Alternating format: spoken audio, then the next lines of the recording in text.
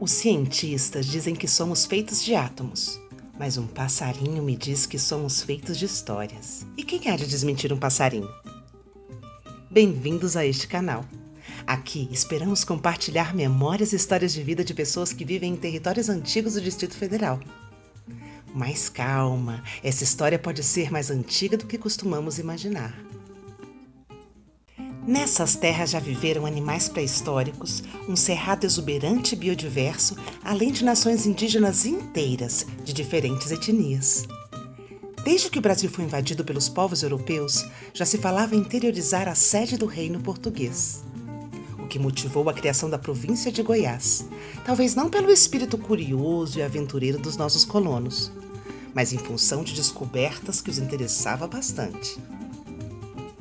Do século XVIII data, por exemplo, o relato de Urbano Couto Menezes sobre minas de ouro de pureza inigualável, nas proximidades da porção norte do que hoje conhecemos como Distrito Federal. A mineração atraiu fluxos de pessoas que formaram os principais núcleos populacionais do centro do país. Os minérios extraídos da região eram escoados para a coroa portuguesa, que arrecadava dízimos territoriais e impostos sobre as mercadorias. Nesses tempos, instalou-se um habilidoso artífice na lida com ferro na região, que passou a ser um importante ponto de referência geográfico para os tropeiros e desbravadores. Além de um grande latifúndio denominado Fazenda Sobradinho. No início do século XIX, o Estado se instalou na região quando a Diocese de Goiás enviou um padre para a recém-inaugurada Igrejinha de São Sebastião. Lembre-se, nesses tempos não havia separação entre Estado e Igreja, não. Logo viria a Comissão Exploradora do Planalto Central, composta por 22 pesquisadores chefiados por Luiz Cruz para realizar os primeiros estudos para a demarcação de um quadrilátero onde se localizaria o DF. O Brasil já havia declarado sua independência de Portugal, e nas comemorações de 100 anos desse feito, foi fundada a Pedra Fundamental, no alto do Morro do Centenário, em Planaltina. Nesse embalo, anos depois, veio um grupo chefiado pelo general Poli Coelho, que confirmou o quadrilátero do Relatório Cruz como um lugar adequado para a instalação do Distrito Federal, e o Relatório Belcher, que confirmou o já confirmado. Para arrematar essa história, na campanha presidencial, o candidato Juscelino Kubitschek foi encurralado por um jornalista e acabou se comprometendo com a definitiva transferência da capital.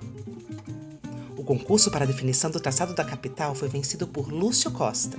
Era Brasília, com sua cara de inseto e asas abertas para o grande lago artificial. De diferentes cantos do país vieram pessoas dispostas a tentar a vida na nova capital do proclamado país do futuro. E é sobre essas pessoas que vamos falar aqui. Para começar, a região da antiga Planaltina de Goiás teve parte do seu território desanexado para compor o DF. E com o tempo foi se desmembrando e formando as regiões administrativas de Planaltina do DF, Sobradinho I, Sobradinho II e, por fim, a Fercal. Candangos e pioneiros assistiram a toda essa transformação e certamente têm histórias por serem contadas. Talvez você tenha um desses na casa ao lado da sua. Talvez você tenha um desses dentro da sua própria casa. Talvez seja o seu avô ou a senhora da mercearia onde você compra detergente. Pode ser que essas pessoas gostem de se sentar, como se fazia com frequência em tempos passados, e contar várias histórias em longas tardes de prosa. Lhes é prazeroso contar suas histórias, porque se sabem testemunhas do tempo. E o tempo não para, ou anda para trás.